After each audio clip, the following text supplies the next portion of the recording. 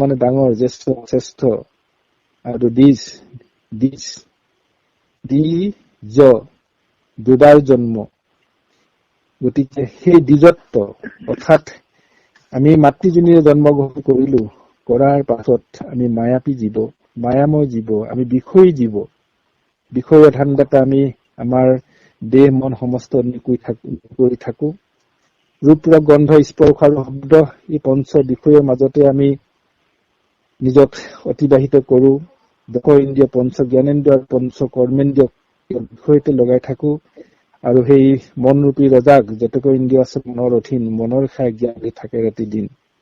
সেয়া হল বৈষয়িক জীৱ, বিষয়ৰ ফালে মায়াৰ ফালে টানি থকা, মায়াময় চিন্তাৰে মায়াতে আবদ্ধ হৈ থকা আমি বহি জীৱ। আৰু যেতিয়াই আমি দ্বিজ হম তেতিয়াই হম আমি আত্মামুখী জীৱ, অৰ্থাৎ দিব্য জ্ঞানৰ চকু আমাৰ মুকলি হব। প্ৰকৃত বিজ্ঞানময় কুশল তেতিয়া আমাৰ সাধনা হব। আৰু তেতিয়া আমি ঈশ্বৰক লাভ কৰি পাৰিম, ঈশ্বৰ তত্ত্ব জানিবলৈ সক্ষম হম। আৰু সেয়া হৈছে দ্বিজত্ব। গতিকে সেয়া আধ্যাত্মিক জীৱন, অৰ্থাৎ আধ্যাত্মিক ভাৱে আমাৰ যেতিয়া নতুন জীৱন, প্ৰকৃত মানৱীয় জীৱন, মনুষ্যৰ জন্ম সবাহন্তে শ্ৰেষ্ঠ আছে দিব্য জ্ঞান পায়, পৰম মংগল হৰিয় নামক সত্য ফুৰিব গায়। দিব্য জ্ঞানেৰে জ্ঞানী, সেয়া আমাৰ শ্ৰেষ্ঠ জীৱন, মনুষ্য জন্ম সবাহন্তে শ্ৰেষ্ঠ। তেতিয়াহে যদিহে আমি সেই দ্বিজত্ব লাভ কৰিব পাৰো। আমি সকলো সন্ত মহন্ত ভকতেই ভগৱন্তৰ সেৱক, সকলোৱে হৈছে দ্বিজ, সকলোৱে ব্ৰাহ্মণ বুলি কোনো নিৰ্দিষ্ট জাতি নাই। জাতি থাকিব ন কুলে ন জাতি ন কিৰা ব্ৰাহ্মণ ভেদ। ভগৱন্তই নিজে কৈছে যে কুল জাতি জন্ম অনুসৰি কোনো ব্ৰাহ্মণ হ'ব নোৱাৰে। কৰ্ম অনুসৰি, নিজৰ চিন্তা অনুসৰি, কৰ্ম অনুসৰি নিজে দ্বিজ হব পাৰো, মই ক্ষুদ্ৰ হব পাৰো, বৈশ্য হব পাৰো, ক্ষত্ৰিয় হব পাৰো। কৰ্মই মোক মোৰ স্থান নিৰ্ধাৰণ কৰিব। কি নহওক এয়া পৰম দ্বিজ। আৰু কি বুলি কৈছে ইয়াতে? বিশিষ্ট ব্ৰাহ্মণ। এয়া সৰুৰা ব্ৰাহ্মণ নহয়, এজন বিশিষ্ট ব্ৰাহ্মণ। মই পিছলৈ হয়তো কথাখিনি কব। গতিকে এনে এজন সদায় ব্ৰহ্মক আৰাধনা কৰি থকা, ঈশ্বৰৰ চিন্তা কৰি থকা বিপ্ৰ ব্ৰাহ্মণক লগ পাই ভগৱন্তই নিজৰ কৃতাৰ্থ মানিছে। আমি সকলোৱে গাই থাকো যে ভগৱন্ত বদতি কি কৈছে যে মোৰ বৈশ্য চৰাচৰ, ময়ো বৈশ্য ভকতৰ, এই ৰূপে খাইলা দামোদৰ।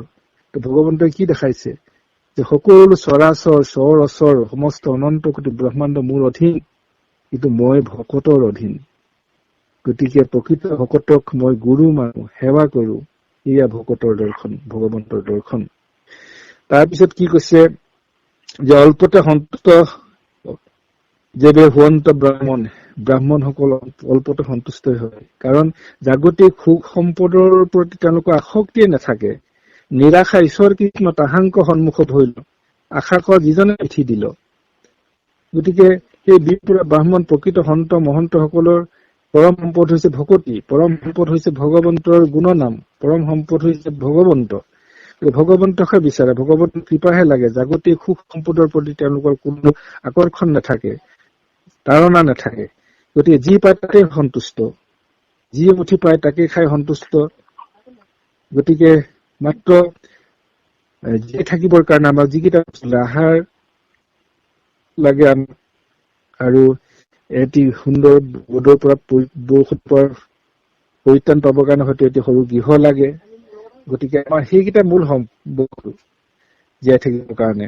গতিকে আমাৰ যি তিনিটা পৰম সম্পদ, অন্ন বস্ত্ৰ বাসস্থান, আৰু সেয়া বিপ্ৰ সকলে ব্ৰাহ্মণসকলৰ লক্ষণত এঠাইত আছে সুন্দৰভাৱে যে সেইজনে বিপ্ৰ, সেইজনে মহন্ত, সেইজনে প্ৰকৃত ব্ৰাহ্মণ।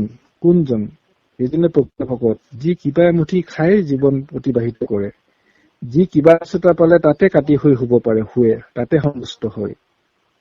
আৰু যি কিবা এখন পৰিধান কৰি নিজৰ লজ্জা মাত্ৰ নিবাৰণ কৰে, তাতোকৈ একো বাঞ্ছা নকৰে, সেয়াই হৈছে বিপ্ৰ ব্ৰাহ্মণ। স্বধৰ্মে, তাৰপিছত কি বুলি কৈছে? স্বধৰ্মে ঈশ্বৰৰ সেৱা কৰন্ত হন।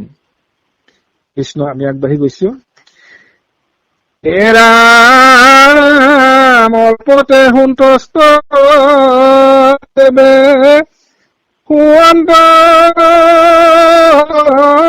ব্ৰাহ্মণ স্বধৰ্মে ঈশ্বৰ সেৱা কৰন্ত ঘন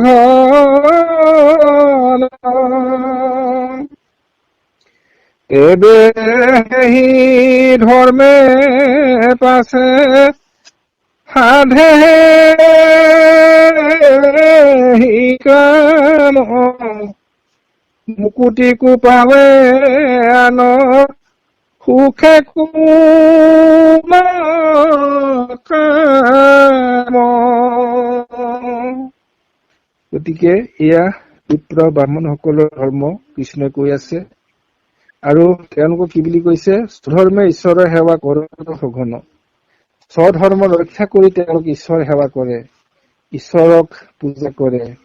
কেনেকৈ? আমি স্বধৰ্ম সম্পৰ্কে বিভিন্ন ঠাইত বিভিন্ন পদ আছে, আমি সকলোৱে পাই আছো, শ্ৰৱণ কৰি আছো। ধৰ্ম কি? নামঘোষাত লিখিছে, কলিৰ লোকৰ ভাগ্যৰ মহিমা কোনে কহি পাৱে পাৰ। হৰি গুণ নাম কলিৰ স্বধৰ্ম সমস্তে শাস্ত্ৰৰ সাৰ। স্পষ্ট, আৰু ইয়াতকৈ নালাগে আৰু। স্বধৰ্ম মানে কি? স্বধৰ্ম হৈছে ঈশ্বৰ সেৱা, ঈশ্বৰৰ গুণ নাম, শ্ৰৱণ কীৰ্তন, এয়া শাস্ত্ৰৰ সাৰ। এয়াই স্বধৰ্ম, সেয়াই নিজৰ ধৰ্ম, সেয়াই মনুষ্যৰ প্ৰকৃত প্ৰয়োজন।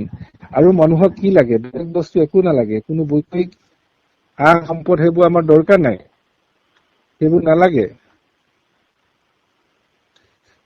গতিকে হৰি গুণ নাম শ্ৰৱণে কীৰ্তনে ভক্তিত ভজিও হৰিৰ চৰণ নিশ্চয় হৈবাৰ এহি মানে মাত্ৰ জানে নিজৰ প্ৰয়োজন। দাদাসকলে অতি সুন্দৰকৈ ঘোষাপদ গায়ে থাকে। গতিকে ভগৱানৰ শ্ৰৱণ কীৰ্তনে আমাৰ নিজৰ ধৰ্ম, স্বধৰ্ম আমাৰ সেয়াই প্ৰয়োজন, আৰু তাতকৈ বেছি নেলাগে। ভকতে একো বাঞ্ছা নকৰে। গতিকে এয়াই ভকতৰ ধৰ্ম। আৰু মুকুতিকো পাৱে আন সুখ কোনাব। গতিকে এই মুক্তিকো বাঞ্ছা নকৰে ভকতে।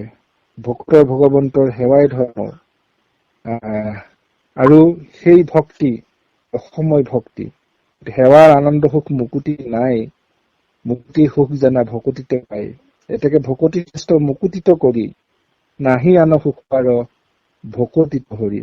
ভকতিত কি আছে? ৰসময় ভকতি।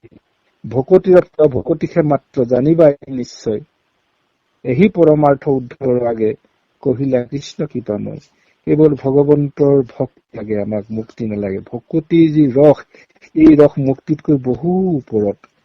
গতিকে ভকতে জানে, ভকতে সেয়া হৃদয়ংগম কৰে। ভগৱন্তৰ গুণ শ্ৰৱণ কীৰ্তন কৰি কিমান যে তাত অমৃত পোৱা যায়, সেয়া পৰম ভকতেহে জানিব, আনে কি জানিব। যিকোনো